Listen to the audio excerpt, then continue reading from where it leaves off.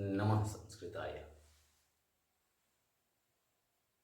तो आज जैसे कि आप देख रहे होंगे श्वेतपट पर लता शब्द का रूप लिखा हुआ है। इससे पहले हम लोगों ने बालक शब्द रूप देखा। बालक शब्द रूप अकारांत है, यानी उसके अंत में अ था और पुल्लिंग शब्द था। संसार के जितने भी अकारांत अ से अंत होने वाले शब्द थे और पुल्लिंग थे, उन सबका रूप बालक के आधार पर चलता था। और आज तक मैंने केवल अकारांत पुल्लिंग से ही आपको अनुवाद बनाना सिखाया है, लेकिन यह सत्य है कि एक बालक को आधार बना के तो हम अनुवाद बना नहीं सकते। तो उसके लिए मैंने एक और शब्द रूप का चयन किया कि कम से कम विद्यार्थी अगर आकारांत स्त्रीलिंग याद कर लेते हैं जिसके अंत में आ लगा हो और स्त्रीलिंग हो,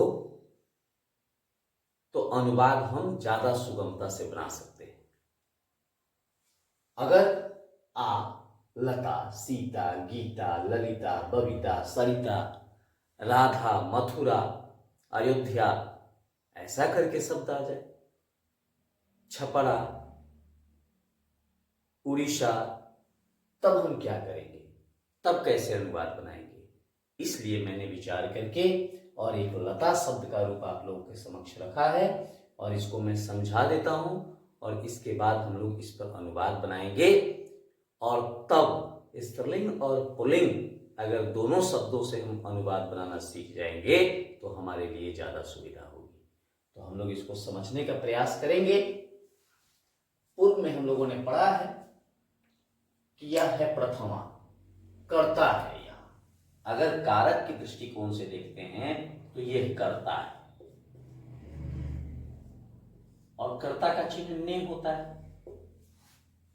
उसी प्रकार यह द्वितीया है और द्वितीया का चिन्ह कर्म को होता है। यहां से द्वारा होता है, को के लिए है,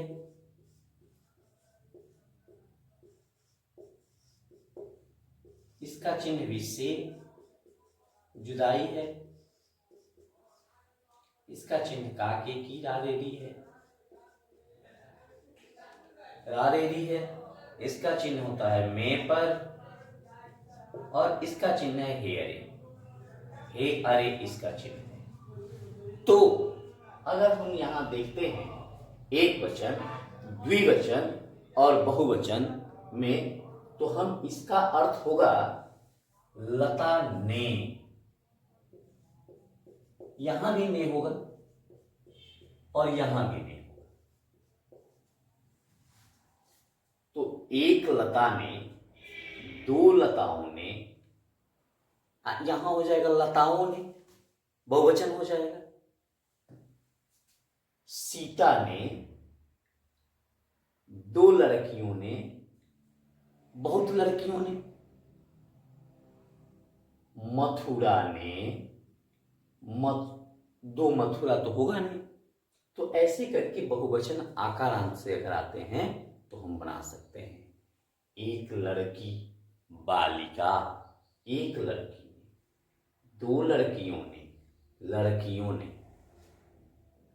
इस प्रकार से हमारा बन जाएगा। उसी प्रकार जब यहां आए तो इसका चिन्ह को है। एक लता को, सीता को, माता को, स्त्रीलिंग, राधा को, सविता को, गुड़िया को, ममता को अगर लगा रहे तो लताम, सीताम, गीताम, इस प्रकार से इसके अर्थ होंगे। दो लड़कियों को, अनेक लड़कियों को, एक लता से, दो लताओं से, लताओं से, एक लता के लिए, सीता के लिए, दो लताओं के लिए, अनेक लताओं के लिए। एक लता से, दो लताओं से, अनेक लताओं से। एक लता का, अयोध्या का, अयोध्या की, अयोध्या की राजा दशरथ जी थे। अयोध्या की तो लताया है तो अयोध्याया हो जाएगा। अगर हम लिख दें यहां अयोध्याया तो इसका अर्थ हो जाएगा अयोध्या की। मथुराया लिख देंगे तो मथुरा की।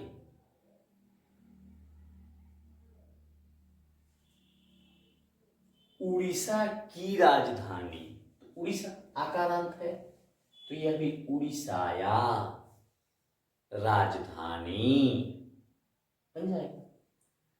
दो लताओं का के की होगा, लताओं का, बालिकाओं का। एक लता में, लता में फूल खिलते हैं। लतायाम पुष्पम विकसति। अगर एक फूल खिलता है तो विकसति। अगर यहां बहुवचन हो जाए तो पुष्पानि विकसन्ति। दो लताओं में, अनेक लताओं में। तो इस प्रकार से अरे एक लता, अरे दोनों लताएं, अरे लताएं, एक रूप अगर याद कर लिए आप तो आसानी से आप अनुवाद बना सकते हैं।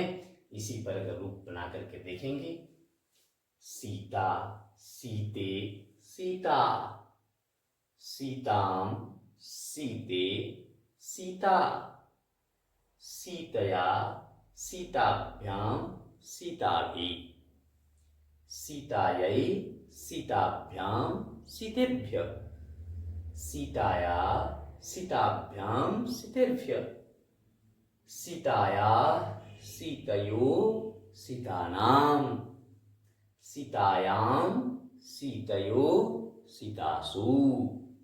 हे सीते, हे सीते, हे सीता। गीता का, ललिता का, सरिता का, बबीता का, ममता का, सबका रूप। यानी स्त्रीलिंग में जितने भी आकारांत हों, जो आ से समाप्त होते हों, वैसे स्त्रीलिंग शब्द लता पर चलते हैं। मैं बार बार कहता हूं कि संस्कृत कठिन विषय नहीं, संस्कृत बहुत सुगम, बहुत आसान विषय है। संस्कृत केवल समझ विकसित करने की बात है। अगर समझ विकसित हो गई तो संस्कृत से आसान कोई विषय ही नहीं है, कोई भाषा ही नहीं। और फिर मैं आप सब लोगों से निवेदन करता हूं, मेरे पास सुविधाओं की कमी है, हो सकता है कि यह स्पष्ट नहीं दिखाई देता होगा, लेकिन समझ विकसित करेंगे और ध्यानस्थ होंगे तो समझ में आ जाएगा। और संस्कृत अगर आप क्रमशः मेरे इस वीडियो से पढ़ते हैं तो यह संस्कृत आपके लिए निश्चित रूप से प्रभावी होगा, हितकर होगा। अतः आप सभी लोग सुविधाओं के अभाव में भी मेरे द्वारा जो कुछ बताया जा रहा है उस पर ध्यान दें, संस्कृत पढ़ें। क्योंकि विद्यार्थियों के लिए कहा गया है कि सुखार्थिनः कुतो विद्या, नास्ति विद्यार्थिनम सुखम।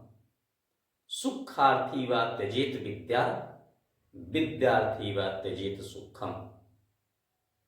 सुखियों को विद्या कहा और विद्यार्थियों को सुख कहा। जिसे सुख चाहिए वह विद्या को छोड़ दे और जिसे विद्या चाहिए वह सुख को छोड़ दे। तो इसलिए हो सकता है कि इसमें बहुत आनंद नहीं आता हो आपको, क्योंकि यह बहुत सुसज्जित नहीं है, बहुत स्वच्छ नहीं दिखाई दे रहा होगा। लेकिन अगर आप ध्यानस्थ होकर देखेंगे तो समझ में जरूर आ जाएगा। तो आप सुखी नहीं बने, बल्कि पढ़ने का प्रयास करें और निश्चित रूप से क्रमशः वीडियो को देखिए, आपको समझ में आ जाएगा। और इसी के साथ पुनः अगले वर्ग में मिलते हैं। तब तक के लिए नमो नमः।